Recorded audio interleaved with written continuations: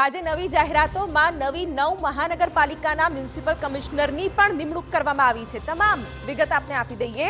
9 મહાનગરપાલિકાના મ્યુનિસિપલ કમિશનરની પણ નિમણૂક કરવામાં આવી છે, જેમાં સ્વપ્નિલ ખરે મોરબીના મ્યુનિસિપલ કમિશનર બન્યા છે। નવું વર્ષ નવી બઢતી અને બદલી પણ લઈને આવ્યું છે, જેમાં આણંદના મ્યુનિસિપલ કમિશનર તરીકે મિલિંદ બાપનાની નિમણૂક કરવામાં આવી છે। આ સાથે નડિયાદની વાત કરીએ તો નડિયાદના મ્યુનિસિપલ કમિશનર મિરાંત પરીખ રહેશે। તો વાપીમાં પણ ફેરબદલ કરવામાં આવી છે અને વાપીના મ્યુનિસિપલ કમિશનર યોગેશ ચૌધરી બન્યા છે। ત્યારે 9 મહાનગરપાલિકા બની છે, જેમાં હવે મ્યુનિસિપલ કમિશનરની પણ નિમણૂક કરવામાં આવી છે, જેમાં વાપીના મ્યુનિસિપલ કમિશનરની પણ જાહેરાત કરવામાં આવી છે। સુરેન્દ્રનગરના મ્યુનિસિપલ કમિશનર GH સોલંકીના નામની જાહેરાત કરવામાં આવી છે। 9 મહાનગરપાલિકા એટલે કે 9 એવા વિસ્તારો કે જ્યાં હવે વહીવટ સુચારુ કરવાનો પ્રયત્ન ક્યાંક દેખાઈ રહ્યો છે। રવિન્દ્ર ખટાલે મહેસાણાના મ્યુનિસિપલ કમિશનર બન્યા છે, તો નવસારીના મ્યુનિસિપલ કમિશનર દેવ ચૌધરી રહેશે। પોરબંદરના મ્યુનિસિપલ કમિશનર HJ પ્રજાપતિ, ગાંધીધામના મ્યુનિસિપલ કમિશનર MP પંડ્યા અને આ તમામની આજે નામોની જાહેરાત કરવામાં આવી છે।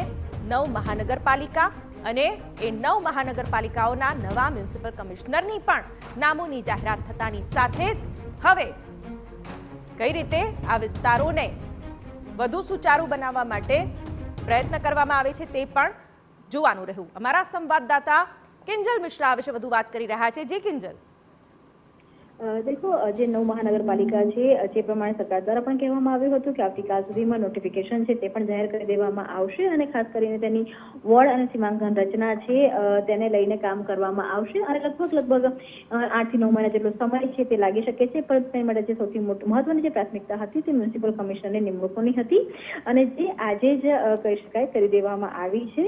जे बे सौथी महत्वनी जे मुद्दा जे सामे आवी रह्या छे ते छे के अमदावाद म्युनिसिपल कोर्पोरेशननी अंदर काम करता बने जे अधिकारीओ छे तेमने के जे कही शकाय के रिजनल कमिश्नर हता तेनी साथे ज जो वात करवामां आवे तो महेसाणानी जो वात करवामां आवे तो महेसाणानी अंदर रविंद्र खाटले नी म्युनिसिपल कमिश्नर तरीके नियुक्ति करवामां आवी छे के जे अमदावाद म्युनिसिपल कमिश्नरमां रिजनल कमिश्नर तरीके फरज बजावी चूक्या छे। तो ते ज रीते देव चौधरीनी वात करवामां आवे के जे हवे नवसारीना म्युनिसिपल कमिश्नर छे ते पण अमदावादना डेप्यूटी म्युनिसिपल कमिश्नर रही चूक्या छे। એટલે કે મનપાનો એક બહોળો અનુભવ આ બંને અધિકારીઓ પાસે છે કે જેનો સીધો ફાયદો મહેસાણા અને નવસારીને મળી શકે છે। તેની સાથે જે ગેસ કેડરના અધિકારીઓ છે તેમને પણ ક્યાંક ને ક્યાંક ચાન્સ છે તે આપવામાં આવ્યો છે, તે પણ આ નિમણૂકોમાં જોવા મળી રહ્યું છે કે જે રીતે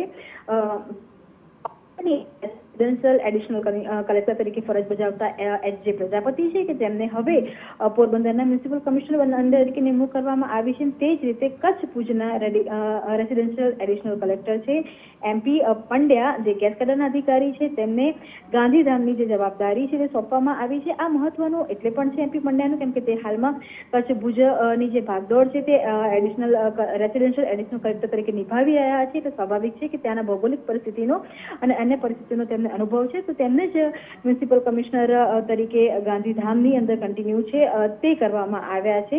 જ્યારે રાજકોટ જે સૌરાષ્ટ્રની જો વાત કરવામાં આવે તો રાજકોટમાં જે સ્વપ્નિલ ખરે હતા કે જે ડેપ્યુટી મ્યુનિસિપલ કમિશનર હતા તેમને મોરબીના મ્યુનિસિપલ કમિશનર બનાવવામાં આવ્યા છે। અને જ્યારે આણંદ એટલે કે મધ્ય ગુજરાતની વાત કરવામાં આવે તો જે મિલિંદ બાપના હતા કે જે આણંદના ડિસ્ટ્રિક્ટ ડેવલપમેન્ટ ઓફિસર એટલે કે DDO હતા તેમને આણંદના મ્યુનિસિપલ કમિશનર તરીકેની નિયુક્તિ કરવામાં આવી છે। એટલે કે આણંદની પણ ભૌગોલિક અને જે પરિસ્થિતિઓ છે તેમનું DDO તરીકે તેમનો અનુભવ છે તે આણંદમાં કામ આવશે। એટલે કહી શકાય કે અલગ અલગ ફેક્ટર છે તેને ધ્યાનમાં રાખી અને આ 9 મ્યુનિસિપલ કમિશનર છે તેમના નિમણૂકો છે તે કરવામાં આવી છે।